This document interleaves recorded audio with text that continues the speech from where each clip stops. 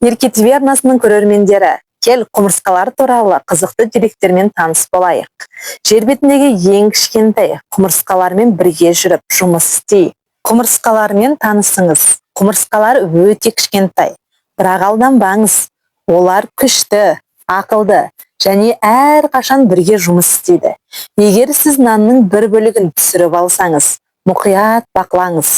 Міне олар келе жатыр. Бір құмырсқа оны табады. Көп ұзамай тұтас бір кезек келеді. Құмырсқалар қандай болады? Құмырсқалар жәндіктер, яғни олардың 6 аяғы және 3 дене бөлігі бар. Бас, кеуде және іш. Сондай-ақ олардың иіс сезуге, жанасуға және бір-бірімен сөйлесуге көмектесетін антенналары бар. Құмырсқалардың құлақтары немесе өкпелері жоқ. Олар дірілді сезеді және денелеріндегі кішкентай тесіктер арқылы тыныс алады.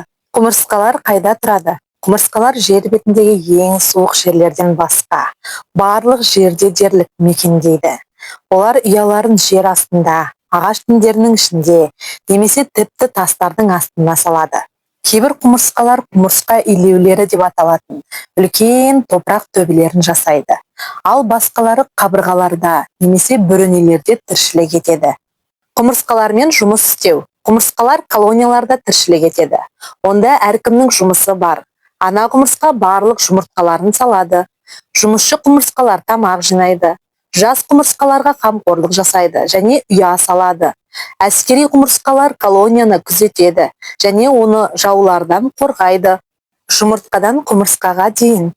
Барлық құмырсқалар өмірін кішкентай жұмыртқалардан бастайды. Әрбір жұмыртқадан кішкентай құртқа ұқсайтын дернәсіл шығады. Дернәсіл өзінің айналасында піллә айналдырып, қуыршаққа айналады.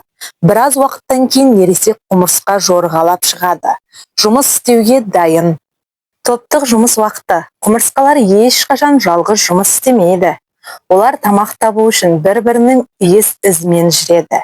Бір құмырсқа дәмді нәрсе тапса, басқалары үшін із қалдырады. Бірге олар өз денелерінен әлдеқайда ауыр заттарды көтере алады.